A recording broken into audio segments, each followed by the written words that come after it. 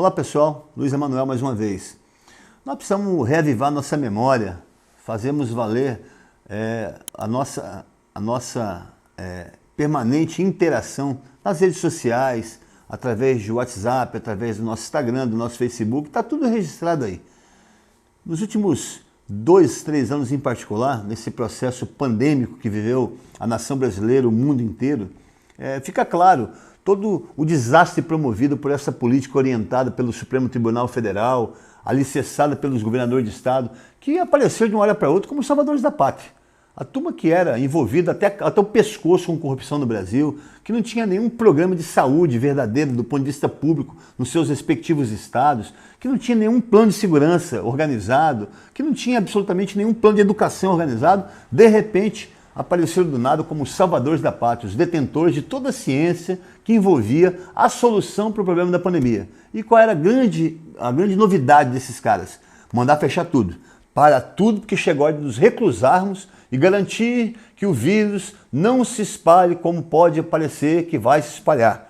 Leia do engano. No primeiro momento a gente ficou em casa, porque todo mundo ficou um pouco meio que atordoado com essa notícia da pandemia, né, do Covid-19 que chegava e podia ser uma coisa que seria absolutamente irreparável se não tomássemos as primeiras providências, e tomamos.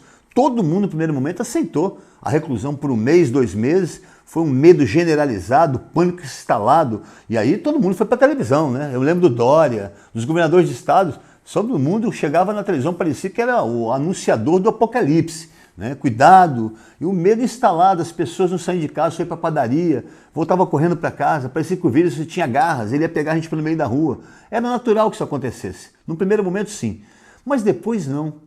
As pessoas começaram a adoecer pela Covid, algumas infelizmente morreram, como morreria inevitavelmente, né? E a gente lamenta muito a morte de todo mundo, mas quando o vírus você é contaminado por ele e sobrevive a isso, e a maioria sobreviveu a tudo isso, você torna seu organismo autoimune, né? Então já não seria mais necessário você continuar proibindo que as pessoas frequentassem bares, restaurantes, né, os hotéis, os resorts, desde que você tivesse um controle para a higienização das mãos. Naturalmente que era uma cultura que não era nossa, por exemplo, do brasileiro. Nós somos muito largados, nós somos muito dispersados, nós somos muito à vontade. E nesse momento a gente começou a perceber que não valia a pena entrar em casa com chinelo sujo, que era preciso lavar as mãos com mais cuidado, esfregar e lavar o rosto, o nariz, para que a gente pudesse interceptar qualquer tipo de possibilidade desse vírus retornar à nossa vida. Até mesmo o uso de máscara em determinado momento foi importante, mas exageraram o tempo inteiro nisso. É engraçado perceber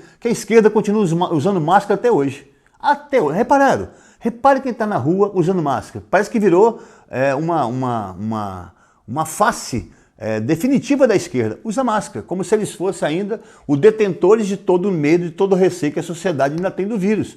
Eles só vão terminar isso, anota o que eu vou falar para vocês, depois das eleições de 2 de outubro. O fim para tudo isso está determinado, é 2 de outubro. Eles aproveitaram a pandemia, aproveitaram o susto coletivo da população, aproveitaram toda essa incursão de um modelo de uma hora para outra que teve que ser implantado, não pelo governo federal, porque esse alertou, se vocês fecharem tudo, nós vamos quebrar.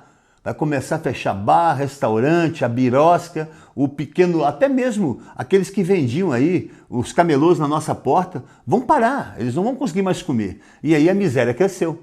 As pessoas percebem muito bem isso hoje nas ruas. A cada dia que passa, aumenta o número de ambulantes nas nossas ruas, né? A informalidade cresceu. O que não aconteceu e que a esquerda gostaria muito que tivesse acontecido é que a economia tivesse degringolado.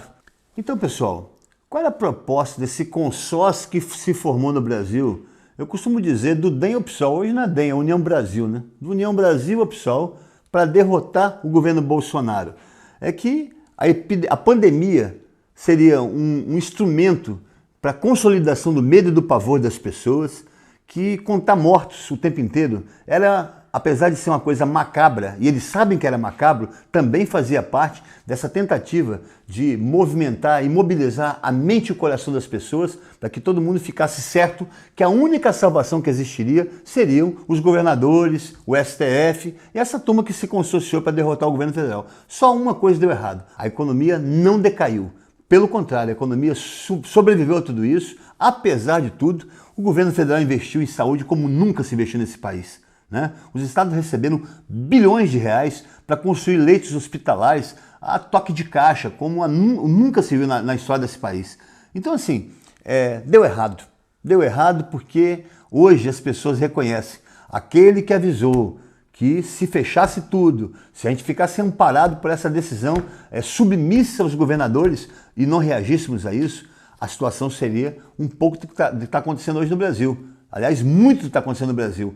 Muita informalidade, muita miséria, muita deseducação. As crianças não conseguem mais voltar para a sala de aula. Reparem bem o que está acontecendo. O aspecto cognitivo das nossas crianças está completamente aviltado, está completamente debilitado, né? Imagina aquela criança de família humilde que vivia na escola uma parte do dia, ou às vezes até 2 partes do dia, que podia comer sua merenda, estudar, ainda que a educação não fosse lá essas coisas, mas tinha um ambiente onde ela podia se socializar, até mesmo muitas vezes não ficando dentro do ambiente familiar, convulsionado por problemas familiares de pais e mães. Enfim, deu errado para vocês, deu ruim para vocês, esquerda.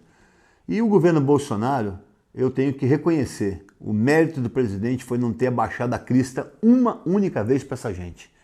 Foi austero, foi definitivo, carregou consigo uma determinação imprópria, sabe, para homens que foram tão pressionados como ele foi por tudo e por todos, os órgãos de imprensa, a política, o STF, os governadores, prefeitos, foi uma festa.